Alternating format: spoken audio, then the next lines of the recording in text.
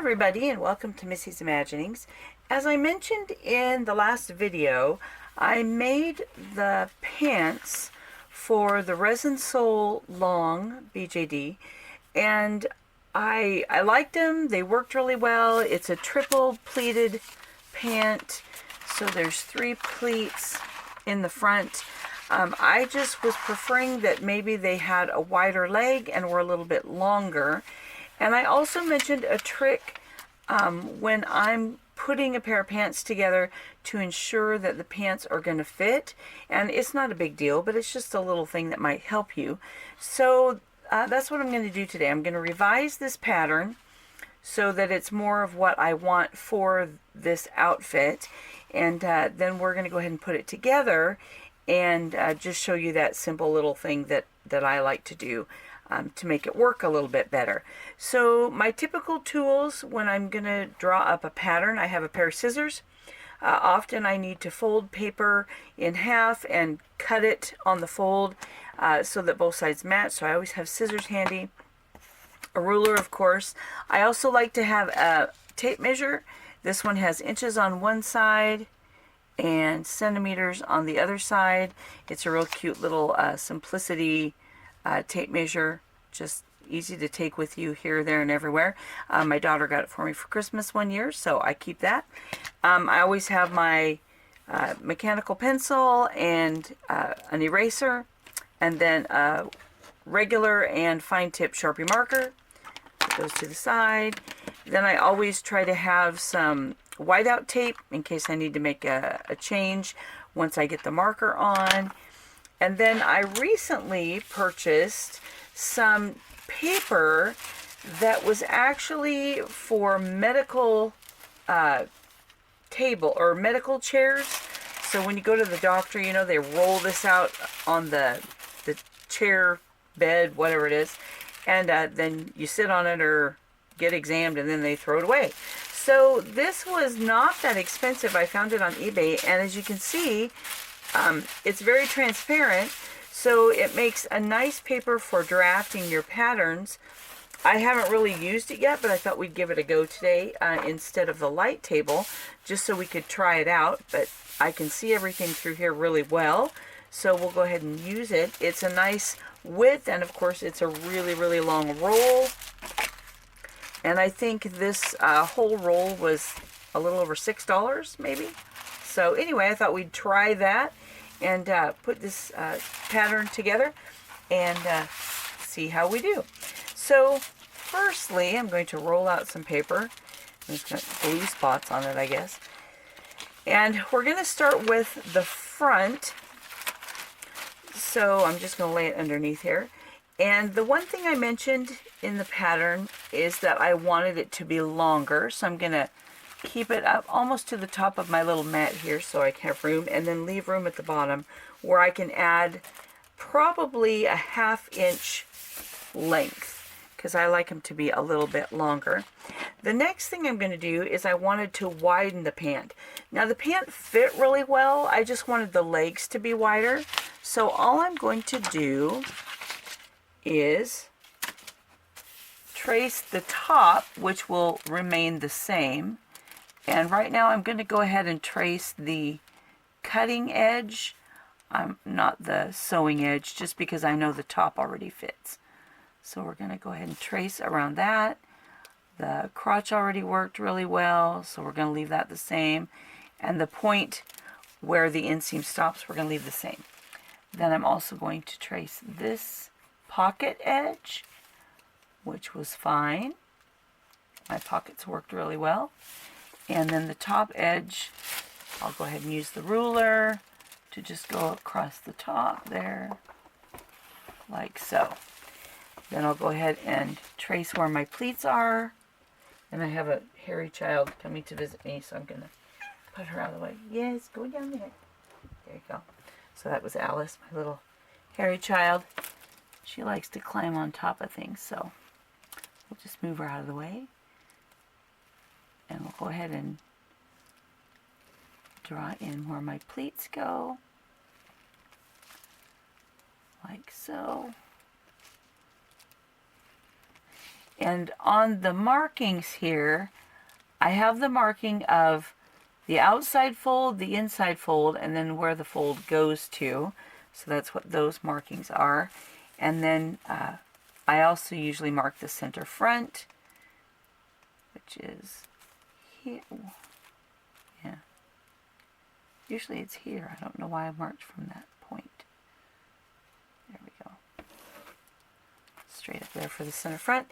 So now to widen them, I'm simply going to come down and add my 1/2 inch length at the bottom. There we go.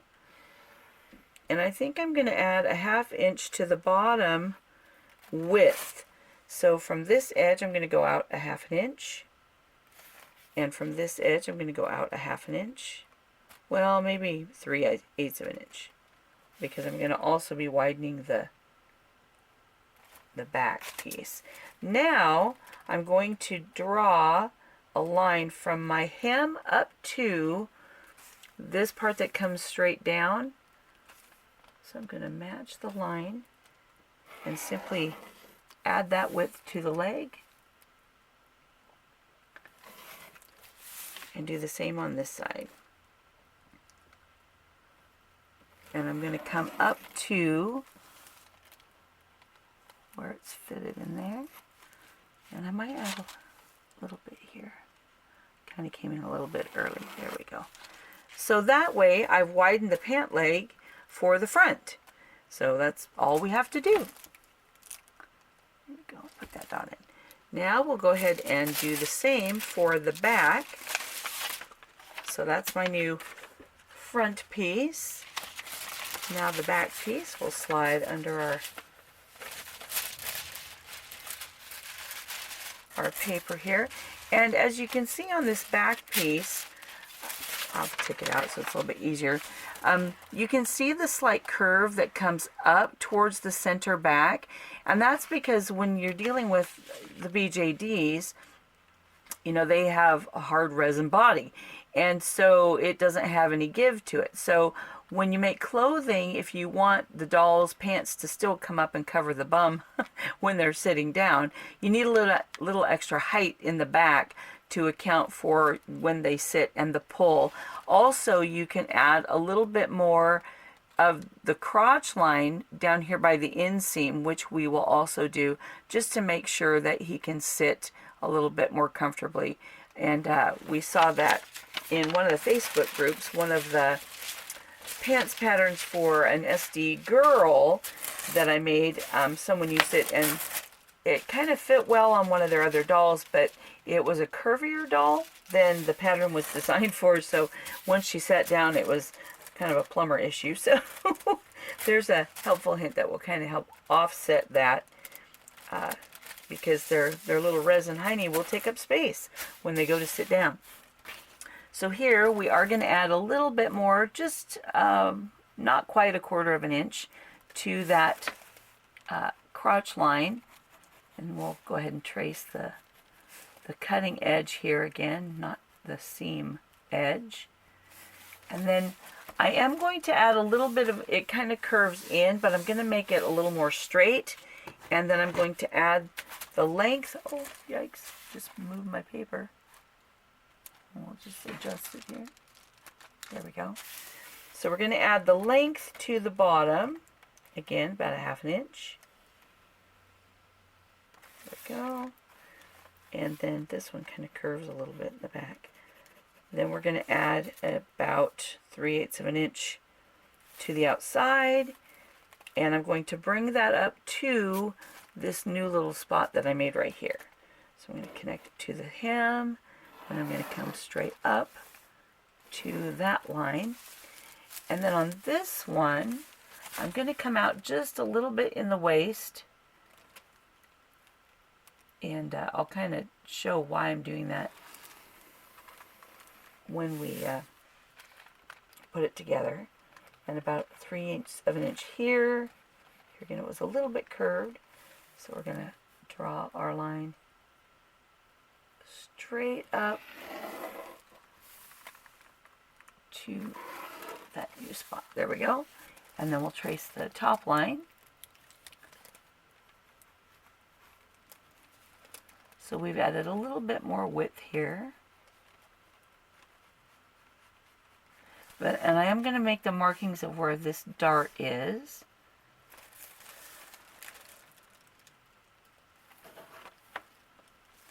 There we go. Okay. So there's the dart for the back. Okay, so there's the pant leg. The pockets don't need to be changed because I did not change this pocket line at all. And now when dealing with the waist, I did add a little bit of length or a little bit of width to the waistline there. So what we're going to do is I'm going to simply measure, how do I describe it? Because my pleats are going to be folded in, so I'm going to measure, and I'm going to take out the width of the pleat on each one and just measure across from the center to the first edge of the pleat here. Then I'm just going to move that line across the pleat and measure to the next inside. Kind of jump across the pleat, measure to the next inside, jump across the pleat, and to coming out to where the edge of the pants would be. Because here again, this is the edge of a pocket, so the actual side of the pants would be here. And I'm not going to include the seam allowance because that would be gone. Then I'm going to come over to the back of the pants. I'm going to come where the seam line would be, to the dart, and I'd close the dart and come to the seam line again. So that's going to give me 13 centimeters, which would be a front and like one half of the front and half the back. So then I have to double that, so it'd be 26 centimeters. And then I like to always have extra when I make a waistband, so I'm going to cut it at 30 centimeters, just to be sure. I found this one was a little snug, and I don't want that to happen again. So I'm going to go with 30 centimeters for my waist. Here I'm going to grab my ruler, and I'm going to measure out 30 centimeters here. And it's pretty much the full length of a 1 foot ruler here. Goes to 30 centimeters. And now the width, I like it to be a little bit more than this, but I use this as a guide. So if I lay it on the waistband here, you can see that I have the width of the ruler plus a little over half an inch. So all I have to do is line this up parallel, a little over half of an inch. There we go. And draw a parallel line. And then close off the ends, because some of this is going to end up getting trimmed anyway. So here we go. Alright, so those are my pieces. Now what I'm going to do is go around them in a marker just so that you can see them a little bit better. So here's the waistband. It'll look like this.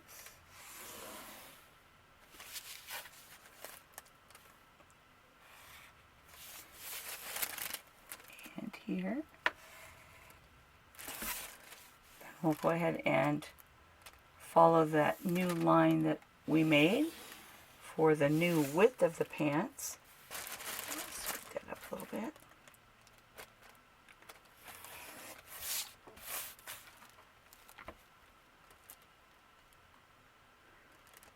Yeah, I was very pleased. This paper seems to be working well.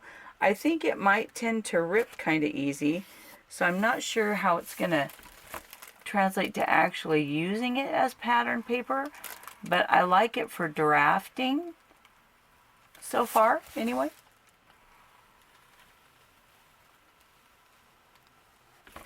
There we go. So here's our, put our dart in.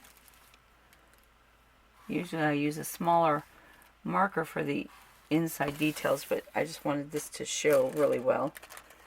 And we'll do the hemline here. hemline here.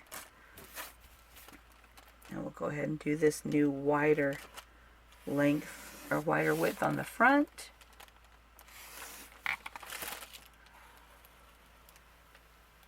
Our pocket. I'm going to kind of roll with it. And this is the fly. Go the crotch seam. Now we'll do the front inseam. I think I need to move up so I'm on my mat still.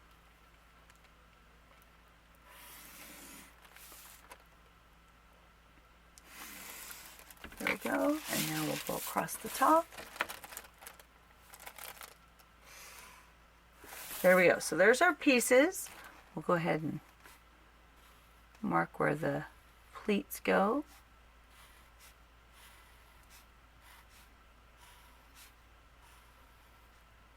Alright, and then on the pleats, just the same as on this pattern, this is the outside of the pleat and this is like the inside fold line, and you're going to fold to that position. So this is the outside of the pleat, that's the fold line, and you fold to that position. This is the outside, the inside, and you fold to that position. So that's where the pleats are located. So now we'll go ahead and get these pieces cut out, get the fabric cut out, and we'll go ahead and put these pants together, and then look at that simple little step that might help when you're fitting to a doll that might be different than the resin sole long, but you still kind of like this pants pattern.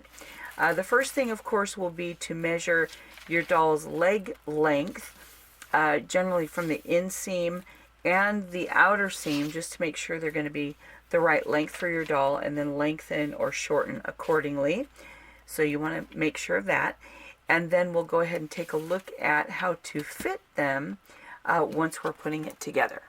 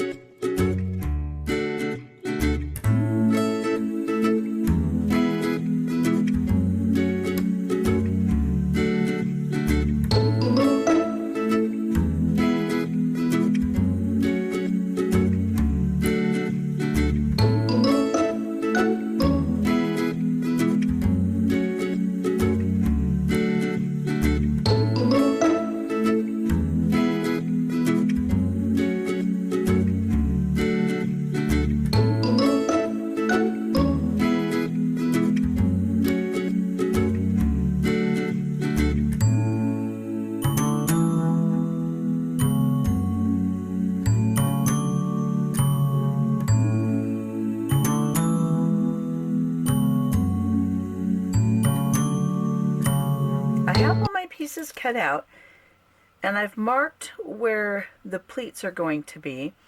One good thing that I noticed using this really thin tracing paper is if you mark one side with your markings, when you flip it over, because it's so transparent, you can still see the markings really well from the back. I've noticed sometimes when I use regular copy paper for my patterns, it's harder to see where your markings are on the other side. So this paper I highly recommend, and it actually did really well holding up to being pinned and cutting out my fabric. So yeah, I would highly recommend this. Once again, it's like medical table paper. I don't know, probably if you do a search for that you'll find it, and it wasn't that expensive. I got mine off of eBay. And yeah, it held up really, really well. So I've got the pleats all marked where I'm going to put those. I also marked on, and those are all on the inside of the fabric, and I also marked the darts for the back.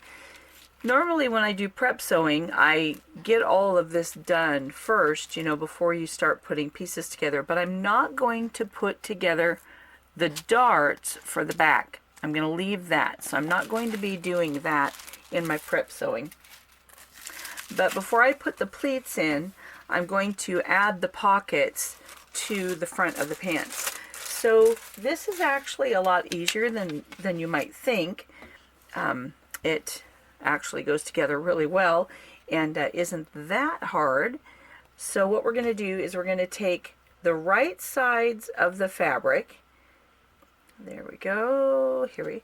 All right, and I've got fuzz on my fabric here. And so we're going to take the right side of the pocket to the right side of the pants, and we're going to line up that pocket edge. And I should probably use paper underneath there so you can see it better. So that this curve edge is matched up. And the first thing we're going to do is simply sew that edge with a 1/4 inch seam, and then trim the seam allowance to 1/8 of an inch so that we eliminate some of that bulk. Then we're going to flip it so that it's right side out, and we're going to top stitch the edge. So we'll do that much and then come back to the camera.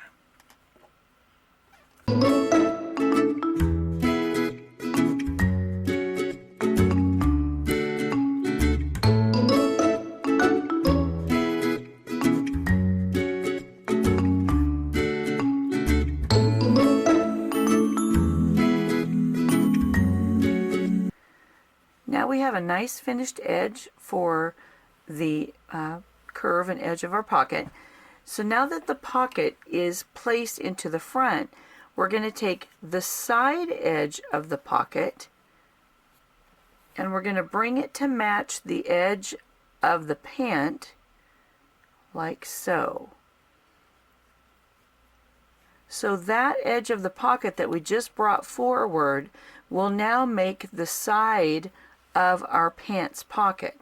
So what I'm going to do next is I'm going to close the bottom of the pocket down here. Let's see, we'll turn it around. There we go. So we folded that pocket to the edge, that sounded funny, sorry, to the edge of our pants. That will create the pocket. So I'm going to go ahead and serge the bottom edge that will close that edge, and then I'll be right back.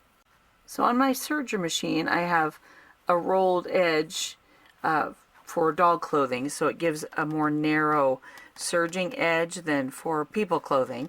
So now that that bottom edge of my pocket is closed, I'm going to go ahead and line up the edge of the pant with the side edge of the pocket there, and I'm just going to baste inside the seam allowance to hold that in place. And that way the side of my pant will be complete. And this will be reinforced again when I actually sew the sides of the pants together, so I don't need to worry about back tacking or you know, really securing that, because it's going to be caught in those side seams. So now I can put in my pleat, or the outside of the pleat is the longer line, and I'm going to fold on the shorter line, which is hard to see with all this dark blue. So I'm going to pin that pleat down. Then the next one is going to be almost right next to it.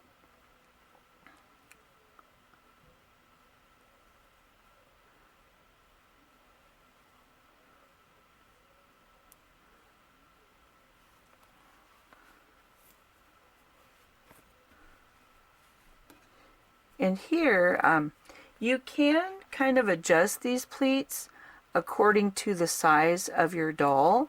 That's totally up to you. So if you have a doll that has a bigger waist than the resin sole long, because he's pretty thin, then you can always adjust those. Or maybe instead of the 3 pleats, only do 2, and that will give you a little bit more room. But he's pretty thin, so we're going to keep all 3 of these pleats in. So then I'm going to baste over the top edge to hold those pleats in place. And I've got my pocket out, pulled away from those basting, but, well, here, you know, you can do it all at once if you'd like, is to fold that pocket in straight, there we go, so that it looks like that, because that pocket will cover part of those pleats. So we could do that and then baste it all at one time. That'll work too. just repin so we're including the pocket. And then here we go. I guess it's stay stitching. I didn't lengthen my actual stitch. So now as I go across, I'll take those pins out so I don't risk hitting one. So there's the 3 pleats on this side, and that creates one of the front pieces of my pants. So I have the pocket in, and I have all 3 pleats in, and now this front piece is ready to be assembled. So I will go ahead and get the next front piece ready, and then I'll come back to the camera. The fronts are now put together, and I pressed down the pleats. My next step will be to put the fronts with right sides together, just like this, and I'm going to sew just the crotch seam.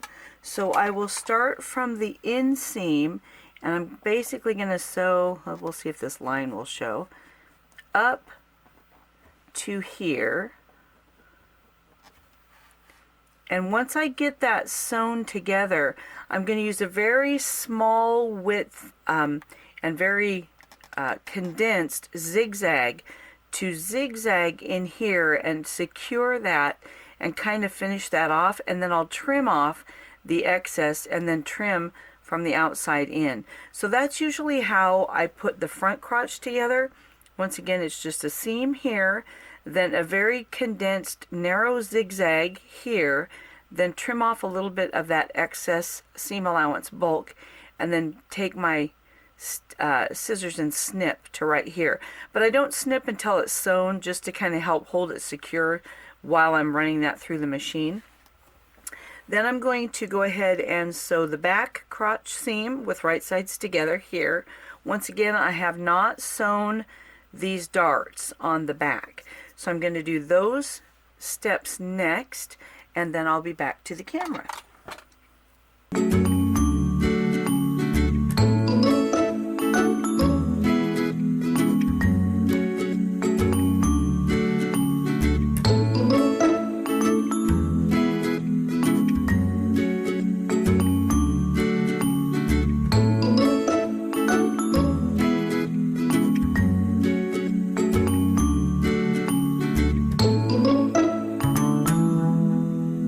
Now I'm going to run this seam through the serger to finish off that. I'm also going to take the front fly edges, and starting at the bottom of the fly, I'm going to run this edge, the center, this is actually the center, but this inside edge of the fly, and I'm going to run it through the serger to finish that off. So then when I open up my pant, here we go, the right side, the left side, because they're going to overlap from the left. So the left side, this will fold right on the center line. So right from the crotch seam straight up, that's going to fold all the way in. This side is going to remain flat, so that when you overlap the pants for your closure, there's plenty of fabric behind that fly, so that even if the pants move or shift, you're not going to be able to see inside the fly.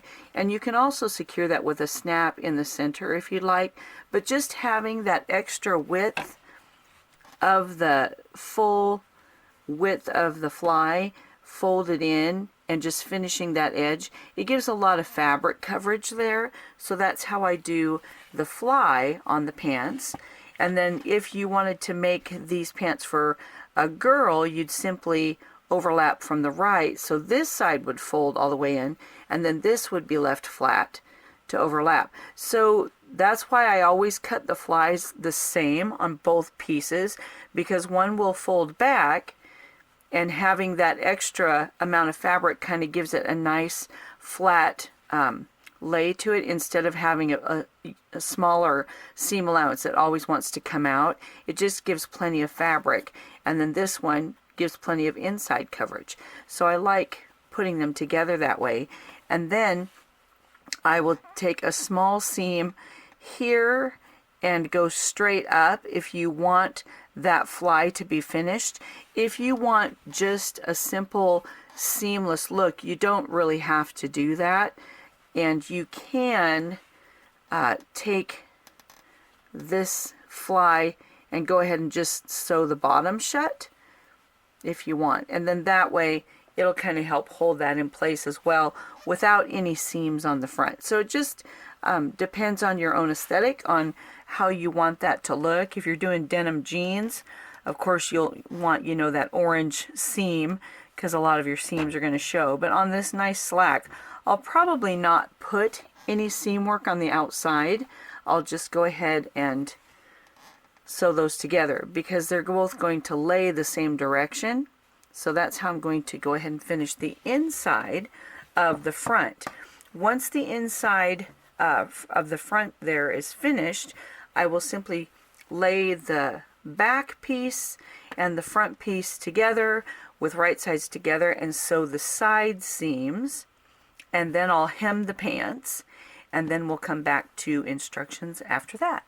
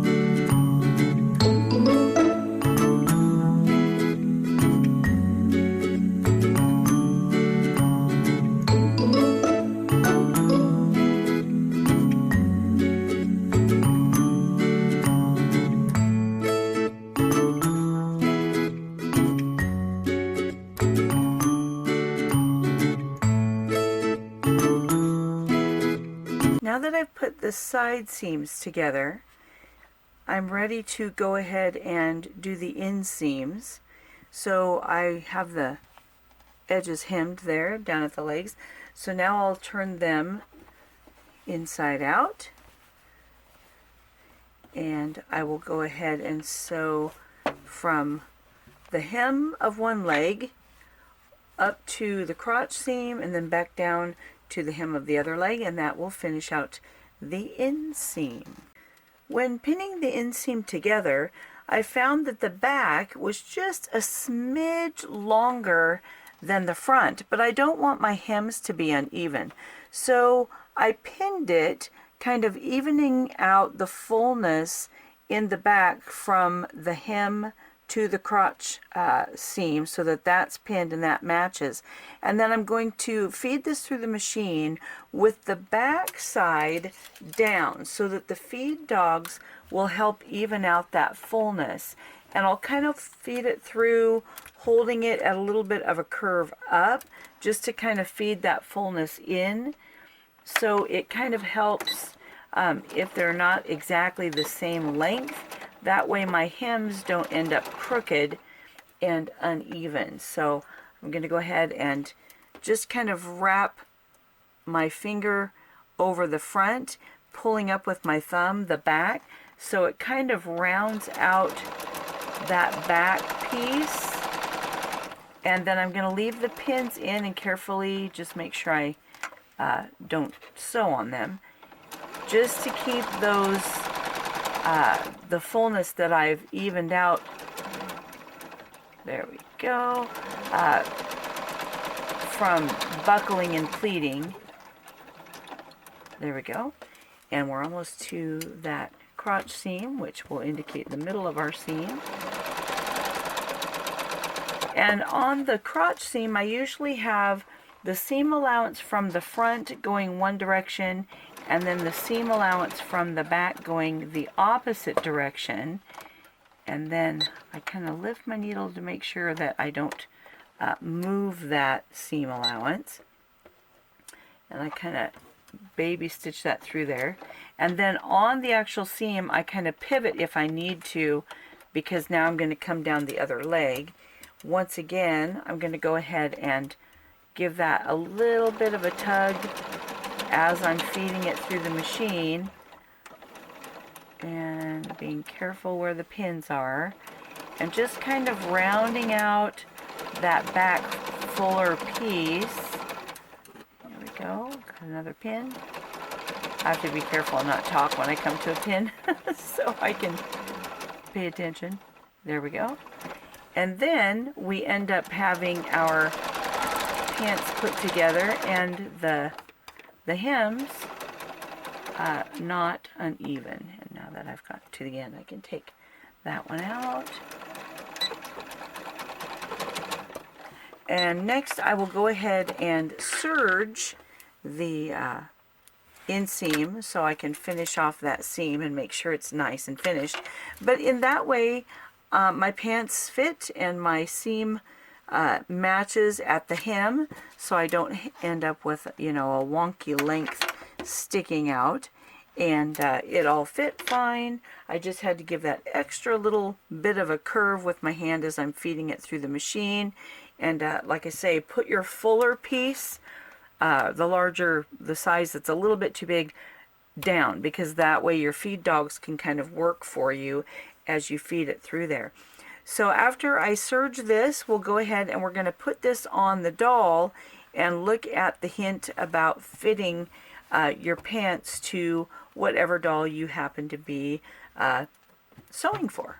Now here's the part where you can adjust how things fit on your own particular doll. And I'm going to go ahead and slide him in this way so it's a little bit easier to see.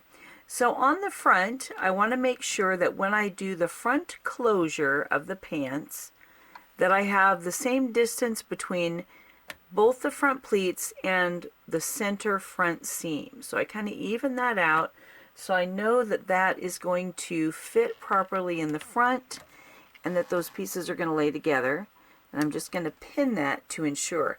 Now this pattern, of course, was made for this doll, so I already know it's going to fit. But if you have a doll that you want to make sure that it fits because you have a different doll, and it's kind of a no-brainer, and probably most of you will say, well, I know, I do that all the time. But in case you don't, what I've done is I've simply pinned the darts on the outside of the pants.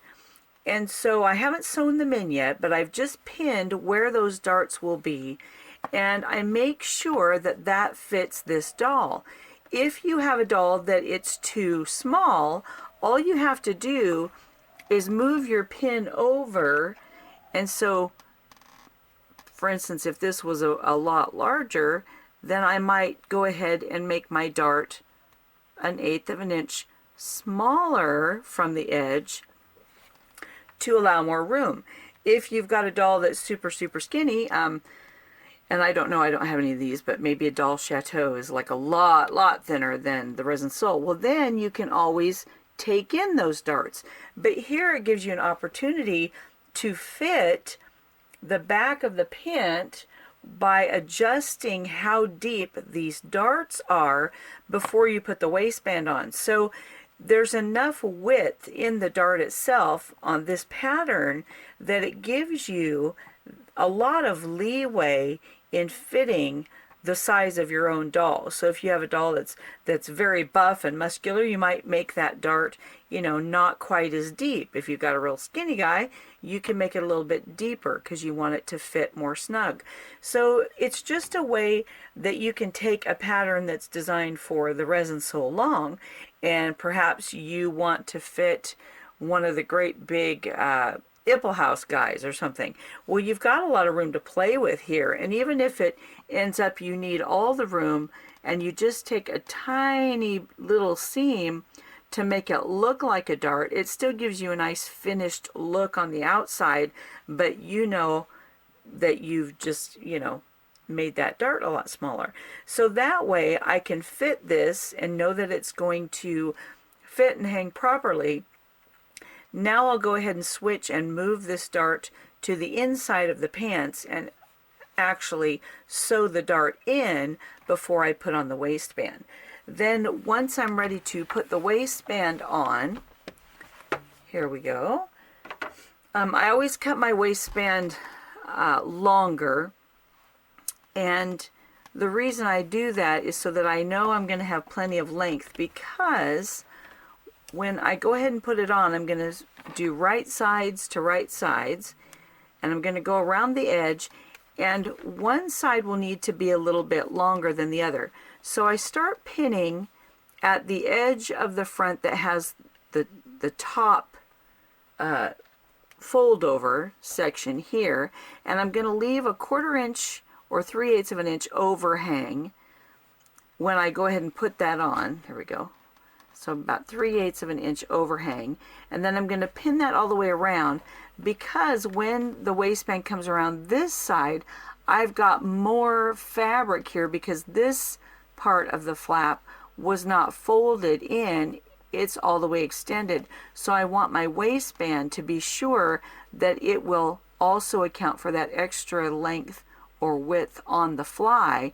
And then once I have it sewn on there, I can just trim that if I've got too much extra length. And here it looks like I'm only going to have about a 1/4 inch extra to trim off.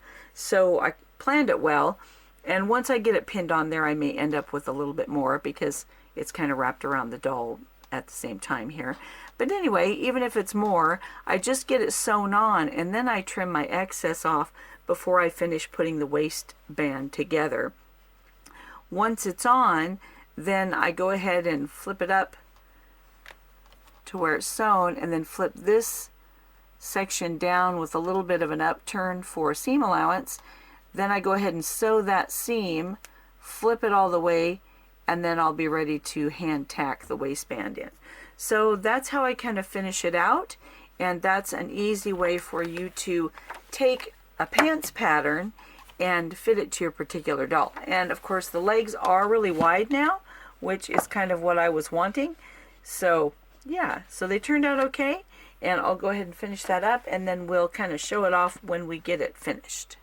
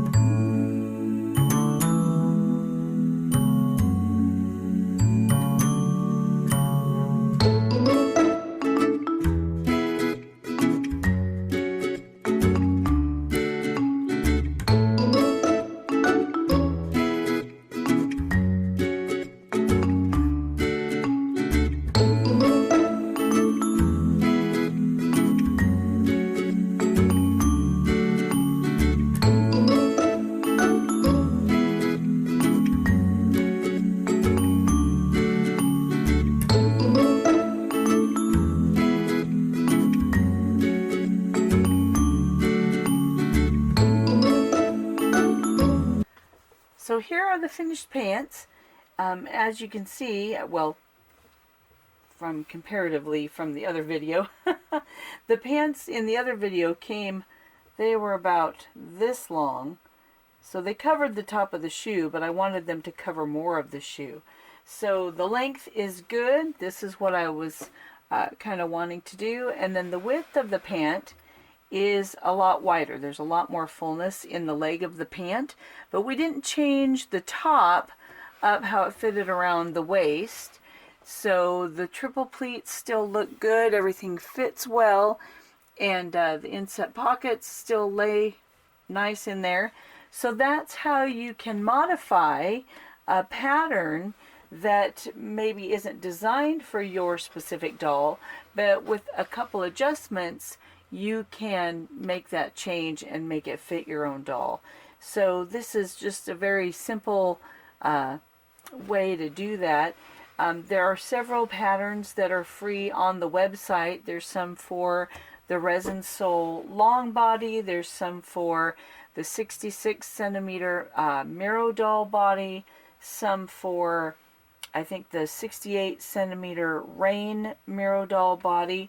And so any of those patterns, you can take measurements from your own doll and use those and adjust them a little bit, especially by taking advantage of the alteration measurement you can make in those darts and then make them fit whatever doll you have. So even though I don't have dolls of a vast variety of brands, the pattern should be able to work with you with a couple of those easy, quick changes. So we'll go ahead and pull down the turtleneck here and give him that casual look.